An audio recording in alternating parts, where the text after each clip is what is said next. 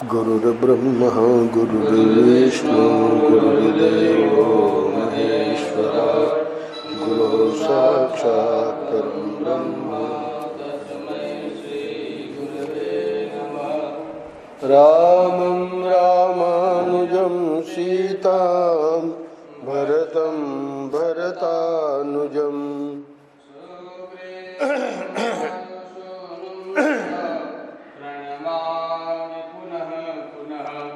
नमोस्तु रामाय देव्यै च तस्यै जनकात्मजायै नमोस्तु रुद्रेन्द्रयमानिलेभ्यो नमोस्तु चन्द्रार्कमरुद्गणेभ्यो नारायण नारायण नारायण नारायण। श्रीमद् वाल्मीकि रामायण किष्किंधा कांड कल 64वें अध्याय को पूरा करके विश्राम दिया था। 64वें अध्याय में वाल्मीकि जी ने वर्णन किया कि अंगद ने वानरों का उत्साह बढ़ाते हुए कहा कि यदि तुम लोगों में से कोई वानर वीर समुद्र को लांघ जाने में समर्थ हो तो वह शीघ्र ही हमें यहाँ परम पवित्र अभय दान दे। अंतिम श्लोक में, हे श्रेष्ठ वानरों, तुम लोगों में कभी किसी की भी गति कहीं नहीं रुकती, इसलिए समुद्र को लांघने में जिसकी जितनी शक्ति हो वह उसे बतावे। अगले अध्याय में अंगद की यह बात सुनकर वे सभी श्रेष्ठ वानर लंबी छलांग मारने के संबंध में अपने अपने उत्साह का शक्ति का क्रमशः परिचय देने लगे। गज, गवाक्ष, गवय, शरभ, गंधमादन, मैंद, द्विविद, सुषेण और जाम्बवान, इन सब ने अपनी अपनी शक्ति का वर्णन किया। 9 नाम गिनाए हैं। गज कह रहा है, मैं 10 योजन की छलांग मार सकता हूँ। गवाक्ष बोले, मैं 20। इसके बाद वहाँ शरभ नामक वानर, उन्होंने कहा, हे वानरों, मैं 30 योजन का एक छलांग में 30 योजन तक एक छलांग में चला जाऊंगा। ऋषभ ने कहा कि मैं 40 योजन तक चला जाऊंगा, इसमें संशय नहीं है। और गंधमादन ने कहा कि इसमें संदेह नहीं है कि मैं 50 योजन तक एक छलांग में चला जाऊंगा। उसके बाद वानर वीर मैंद बोले, मैं 60 योजन तक एक छलांग में कूद जाने का उत्साह रखता हूँ। और महातेजस्वी द्विविद बोले, मैं 70 योजन तक चला जाऊंगा, इसमें संदेह नहीं। इसके बाद धैर्यशाली कपिश्रेष्ठ महातेजस्वी सुषेण बोले, मैं एक छलांग में 80 योजन तक जाने की प्रतिज्ञा करता हूँ। इस प्रकार कहने वाले सब वानरों का सम्मान करके ऋक्षराज जाम्बवान, जो सबसे बूढ़े थे, बोले, पहले युवावस्था में मेरे अंदर भी दूर तक छलांग मारने की कुछ शक्ति थी। यद्यपि अब मैं उस अवस्था को पार कर चुका हूँ, तो भी जिस कार्य के लिए वानरराज सुग्रीव तथा भगवान श्री राम दृढ़ निश्चय कर चुके हैं, उसकी मेरे द्वारा उपेक्षा नहीं की जा सकती। इस समय मेरी जो गति है उसे आप लोग सुने। मैं एक छलांग में 90 योजन तक चला जाऊंगा, इसमें संशय नहीं है। ऐसा कहकर जाम्बवान उन समस्त श्रेष्ठ वानरों से पुनः इस प्रकार बोले, पूर्व काल में मेरे अंदर इतनी ही दूर तक चलने की शक्ति नहीं थी। पहले राजा बलि के यज्ञ में सर्वव्यापी एवं सबके कारणभूत सनातन भगवान विष्णु जब 3 पग भूमि नापने के लिए अपने पैर बढ़ा रहे थे, उस समय मैंने उनके उस विराट स्वरूप की थोड़े ही समय में परिक्रमा कर ली थी। इस समय तो मैं बूढ़ा हो गया, अतः छलांग मारने की मेरी शक्ति बहुत कम हो गई है। किंतु युवावस्था में मेरे भीतर वह महान बल था जिसकी कहीं तुलना नहीं है। आजकल तो मुझमें स्वतः चलने की इतनी ही शक्ति है, परंतु इतनी ही गति से समुद्र लंघन रूप इस वर्तमान कार्य की सिद्धि नहीं हो सकती। ये 90 तक जा सकते हैं और 100 पार करना है। तदनंतर बुद्धिमान महाकवि अंगद ने उस समय जाम्बवान का विशेष आदर करके ये उदारतापूर्ण बात कही। क्या कहते हैं अंगद? मैं इस महासागर के 100 योजन की विशाल दूरी को लांघ जाऊंगा, किंतु उधर से लौटने में मेरी ऐसी ही शक्ति रहेगी या नहीं, यह निश्चित रूप से नहीं कहा जा सकता। तो समाचार लेके आना है, और अगर उसमें संशय है तो फिर बात बनेगी नहीं।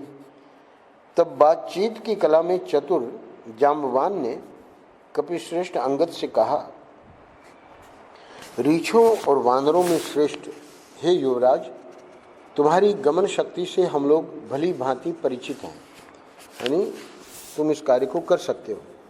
भले ही तुम 1 लाख योजन तक चले जाओ, तथापि चलो ये 100 वाली तो बात तुम कह रहे हो, पर कल्पना करो कि वो 1 लाख योजन तक भी अगर जाने वाला हो अंगद, इतना उसमें सामर्थ्य हो, तो जाम्बवान कह रहे हैं तथापि तुम सबके स्वामी हो, अतः तुम्हें भेजना हमारे लिए उचित नहीं है।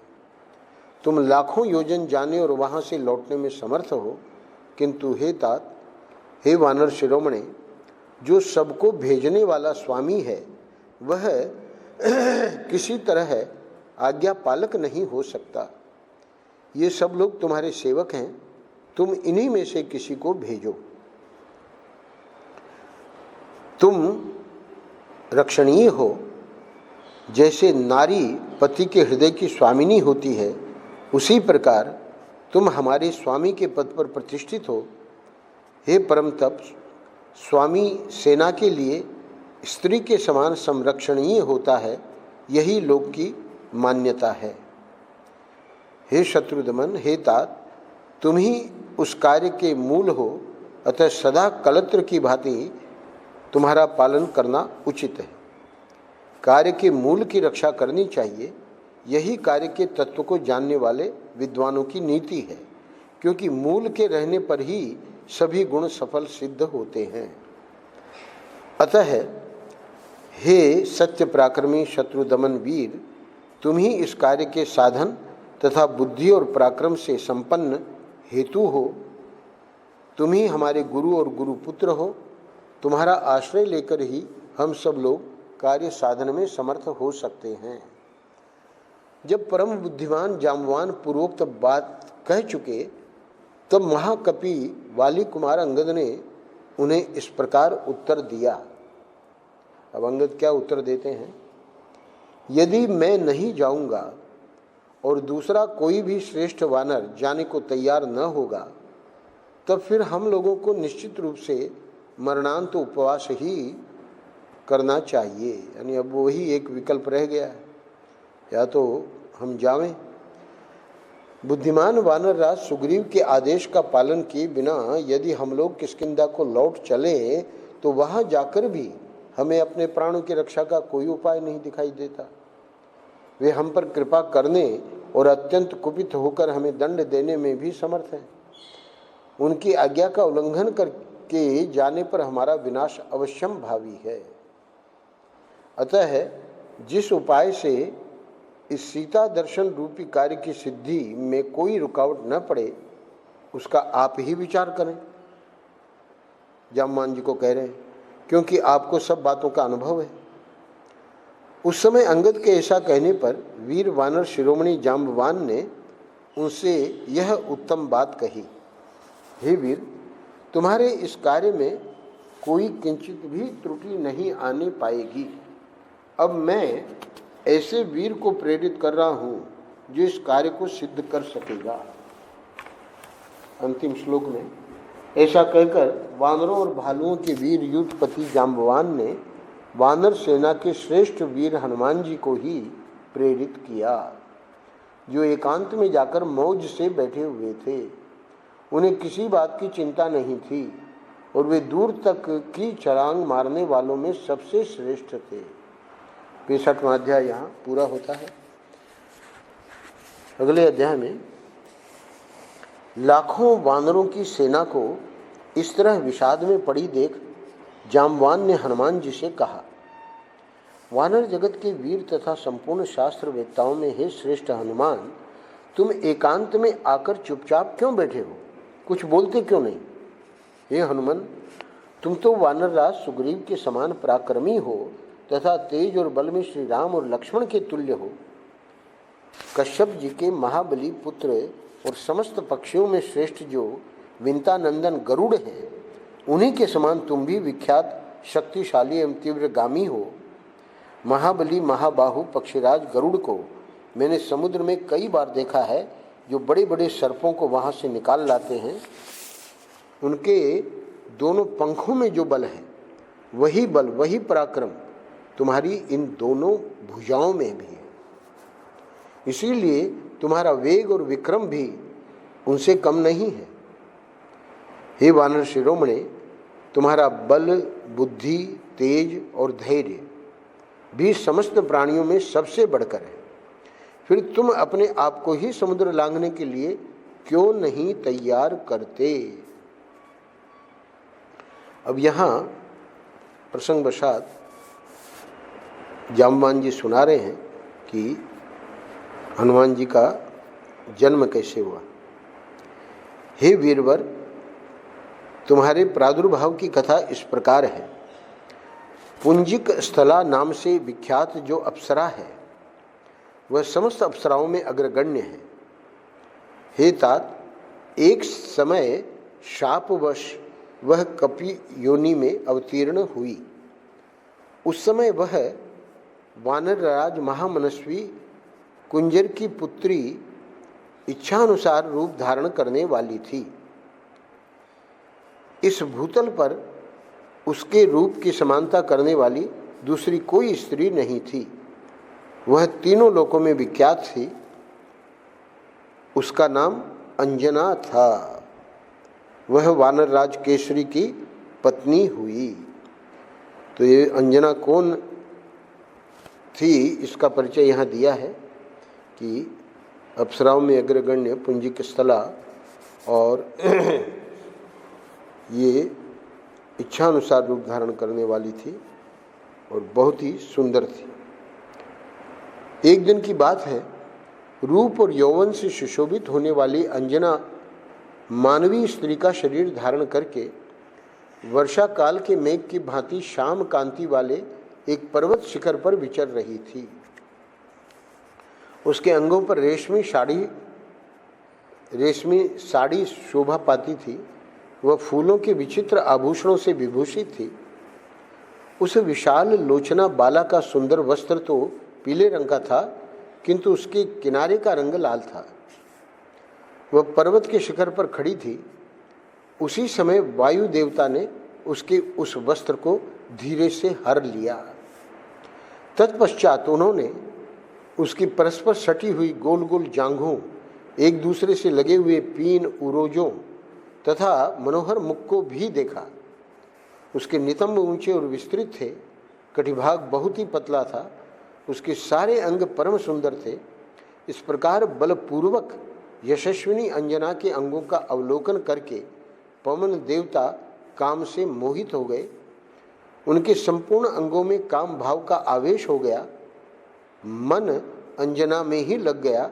उन्होंने उस अनिंद्य सुंदरी को अपनी दोनों विशाल भुजाओं में भरकर हृदय से लगा लिया। अंजना उत्तम व्रत का पालन करने वाली सती नारी थी, अतः उस अवस्था में पड़कर वह वहीं घबरा उठी और बोली, कौन मेरे इस पातिव्रत्य का नाश करना चाहता है। अंजना की बात सुनकर पवन देव ने उत्तर दिया, हे सुश्रवणी, मैं तुम्हारे एक पत्नी व्रत का नाश नहीं कर रहा हूँ, अतः तुम्हारे मन से यह भय दूर हो जाना चाहिए।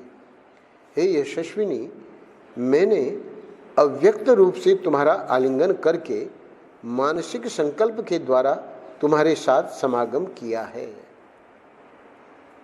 इससे तुम्हें बल पराक्रम से संपन्न एवं बुद्धिमान पुत्र प्राप्त होगा।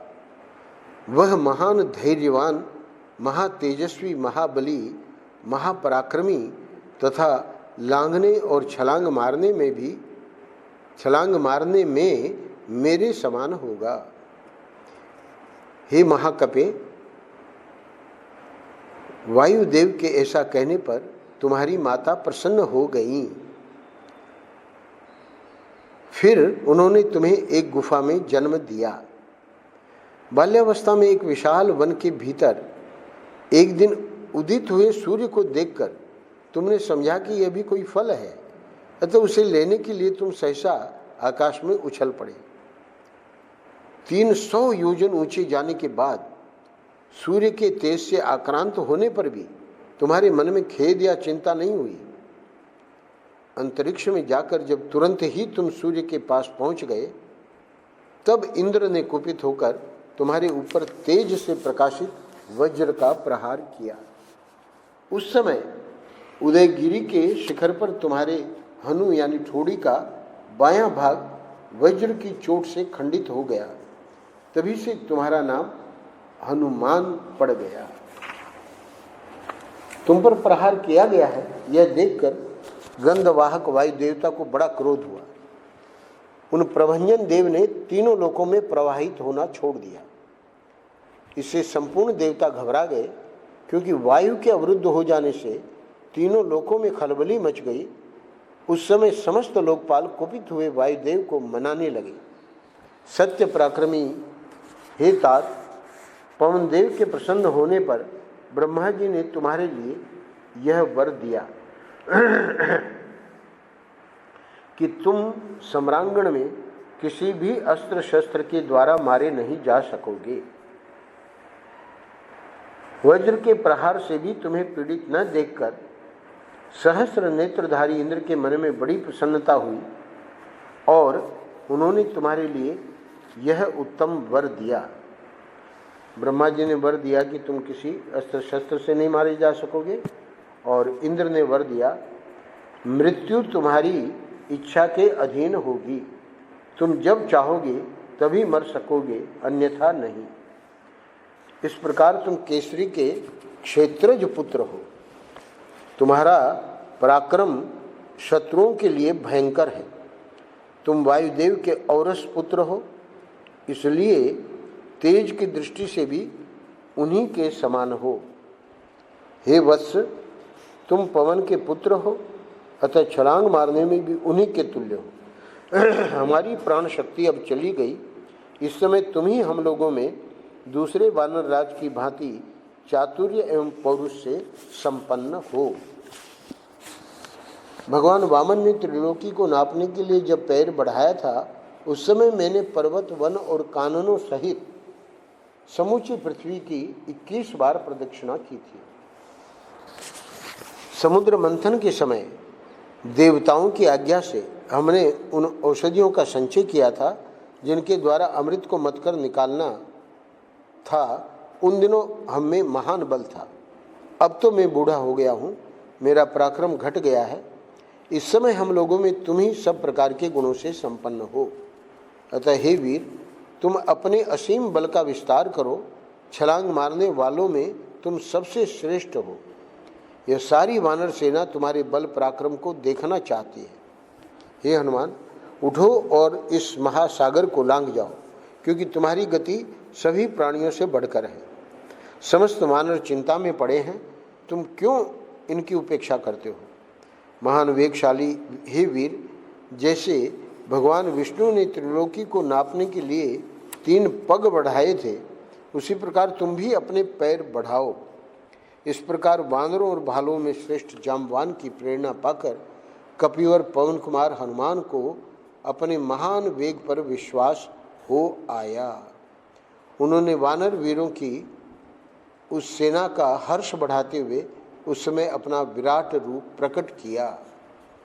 66वां अध्याय पूरा होता है। अभी किष्किंधा कांड का अंतिम अध्याय है। 100 योजन के समुद्र को लांघने के लिए वानर श्रेष्ठ हनुमान जी को सहसा बढ़ते और वेग से परिपूर्ण होते देख सब वानर तुरंत शोक छोड़कर अत्यंत हर्ष से भर गए और महाबली हनुमान जी की स्तुति करते हुए जोर जोर से गर्जना करने लगे। वे उनके चारों ओर खड़े हो प्रसन्न एवं चकित होकर उन्हें इस प्रकार देखने लगे जैसे उत्साह युक्त नारायण अवतार वामन जी को समस्त प्रजा ने देखा था।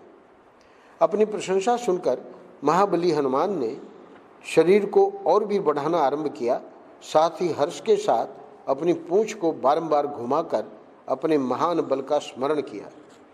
बड़े बूढ़े वानर शिरोमणियों के मुख से अपनी प्रशंसा सुनते और तेज से परिपूर्ण होते हुए हनुमान जी का रूप उस समय बड़ा ही उत्तम प्रतीत होता था। जैसे पर्वत की विस्तृत कंदरा में सिंह अंगड़ाई लेता है, उसी प्रकार वायु देवता के औरस पुत्र ने उस समय अपने शरीर को अंगड़ाई लेकर बढ़ाया।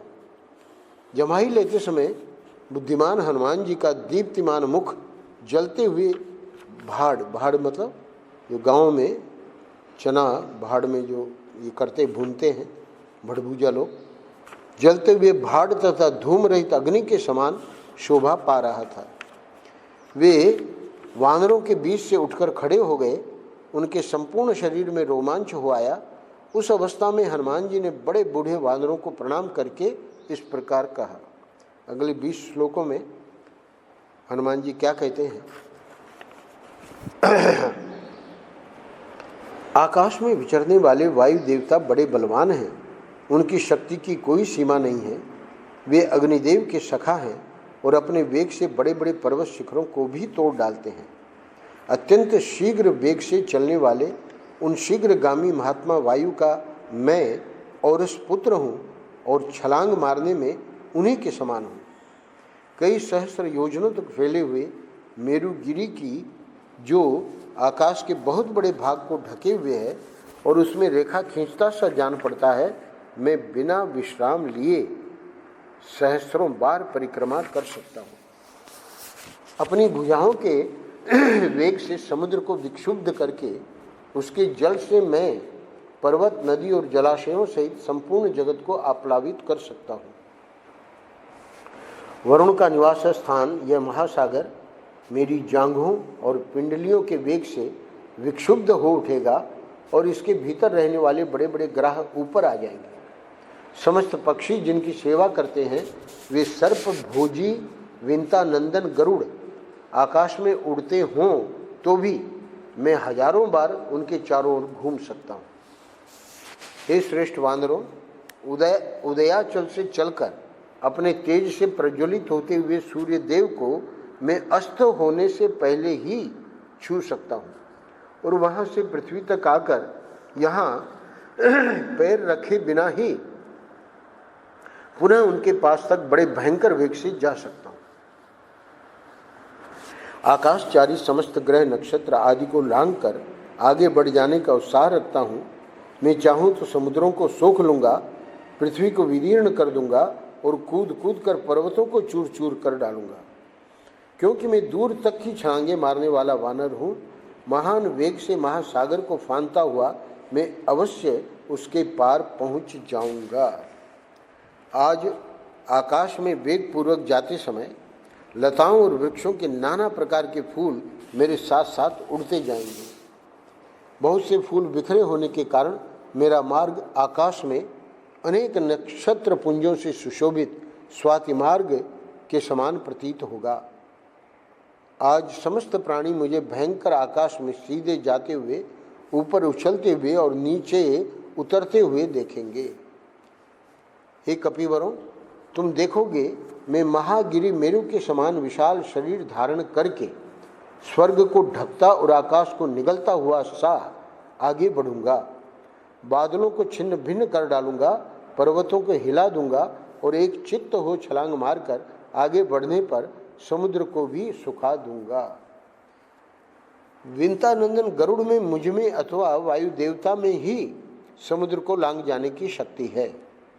पक्षीराज गरुड़ अथवा महाबली वायु देवता के सिवाय और किसी प्राणी को मैं ऐसा नहीं देखता जो यहाँ से छलांग मारने पर मेरे साथ जा सके।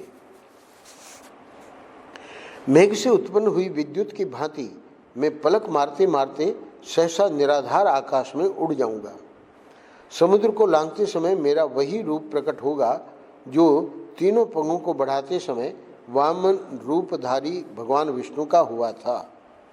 हे वानरों, मैं बुद्धि से जैसा देखता या सोचता हूँ, मेरे मन की चेष्टा भी उसके अनुरूप ही होती है।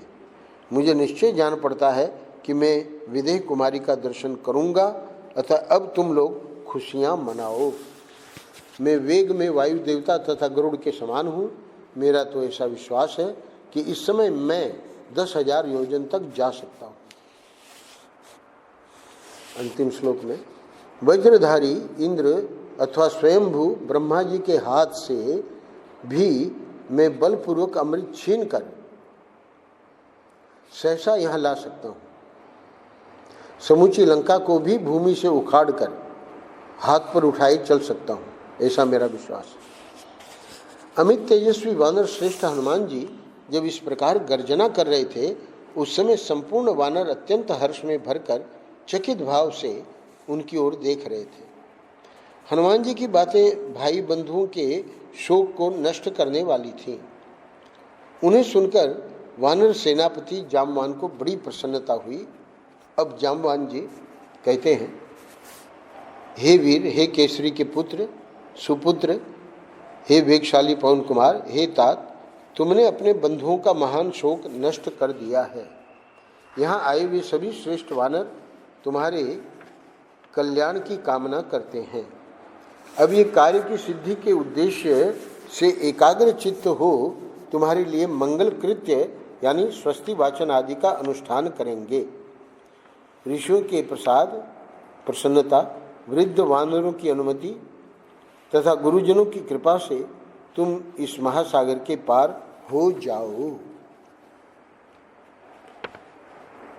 जब तक तुम लौटकर यहाँ आओगे तब तक हम तुम्हारी प्रतीक्षा में एक पैर से खड़े रहेंगे, क्योंकि हम सब वानरों का जीवन तुम्हारे ही अधीन है। अब जब जामवान इतना कहे तो हनुमान जी कहते हैं वनवासी वानरों को, क्या कहते हैं, जब मैं यहाँ से छलांग मारूंगा उस समय संसार में कोई भी मेरे वेग को धारण नहीं कर सकेगा। शिलाओं के समूह से शोभा पाने वाले केवल इस महेंद्र पर्वत के ये शिखर ही ऊंचे ऊंचे और स्थिर हैं, जिन पर नाना प्रकार के वृक्ष फैले हुए हैं तथा गैरिक आदि धातुओं के समुदाय शोभा दे रहे हैं। इन महेंद्र शिखरों पर ही वेगपूर्वक पैर रखकर मैं यहाँ से छलांग मारूंगा। यानी महेंद्र पर्वत ही मेरा वेग सहन कर पाएगा और किसी पर्वत में इतना सामर्थ्य नहीं। यहाँ से 100 योजन के लिए छलांग मारते समय महेंद्र पर्वत के महान शिखर ही मेरे वेग को धारण कर सकेंगे।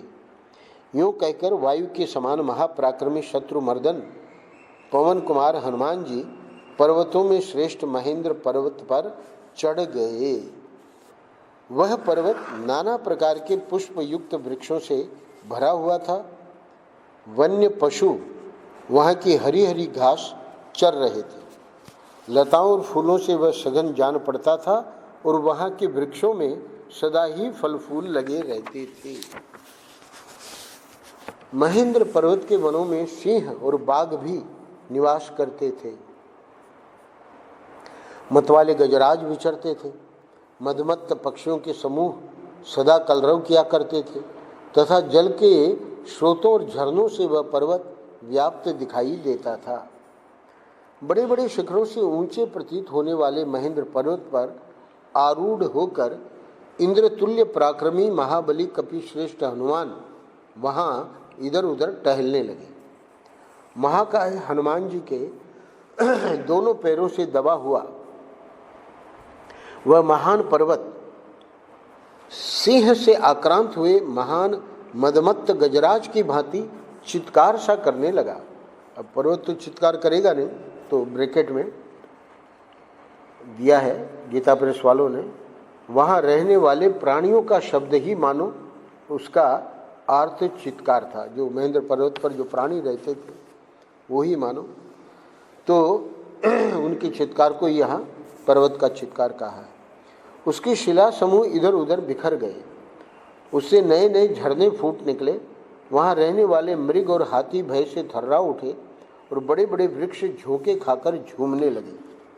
मधुपान के संसर्ग से उद्धत चित्त वाले अनेकानेक गंधर्वों के जोड़े, विद्याधरों के समुदाय और उड़ते हुए पक्षी भी उस पर्वत के विशाल शिखरों को छोड़कर जाने लगे। बड़े बड़े सर्प बिलों में छिप गए तथा उस पर्वत के शिखरों से बड़ी बड़ी शिलाएं टूट टूट कर गिरने लगी। इस प्रकार वह महान पर्वत बड़ी दुरवस्था में पड़ गया। बिलों से अपने आधे शरीर को बाहर निकालकर लंबी सांस खींचते हुए सर्पों से उपलक्षित होने वाला वह महान पर्वत उस समय अनेकानेक पताकाओं से अलंकृत सा प्रतीत होता था। वो जो सर्प निकले हुए थे मानो पताकाएं फहरा रही हैं। भय से घबराए हुए ऋषि मुनि भी उस पर्वत को छोड़ने लगे। जैसे विशाल, आगे सुंदरकांड में आवेगा, ऋषि मुनि ये सामर्थ्यवान थे तो ये लोग ऊपर आकाश में चले गए। जैसे विशाल दुर्गम वन में अपने साथियों से बिछड़ा हुआ एक राही भारी विपत्ति में फंस जाता है, यही दशा उस महान पर्वत महेंद्र की हो रही थी। किष्किंधा कांड के इस अध्याय के अंतिम श्लोक में शत्रु वीरों का संहार करने वाले वानर सेना के श्रेष्ठ वीर, वेगशाली महामनस्वी महानुभाव हनुमान जी का मन वेग पूर्वक छलांग मारने की योजना में लगा हुआ था। उन्होंने चित्त को एकाग्र करके मन ही मन लंका का स्मरण किया। इत्यार्षे श्रीमद् रामायणे वाल्मीकिये आदि काव्ये किष्किंधा कांडे सप्तषष्टितमः सर्ग है। इस प्रकार श्री वाल्मीकि निर्मित आर्ष रामायण आदि काव्य के किष्किंधा कांड में 67वां सर्ग पूरा हुआ। किष्किंधा कांडम संपूर्णम। 1 जनवरी से हमने शुरू किया था, अब ये 2 खंडों में है। 4 कांड पूरे हुए, बालकांड, अयोध्या कांड, अरण्य कांड और किष्किंधा कांड। 338 अध्याय हम लोगों ने पूरे कर लिए हैं इस ग्रंथ के। अभी दूसरा ग्रंथ जो है, दूसरा खंड जो है वाल्मीकि रामायण का, तो उसमें 3 कांड हैं। अब ये 67 अध्याय का है किष्किंधा कांड जो आज पूरा किया। सुंदर कांड विस्तार में है वाल्मीकि रामायण में 68 अध्यायों का। और इसके बाद युद्ध कांड जो है 128 अध्याय और अंतिम है उत्तरकांड 111 अध्याय।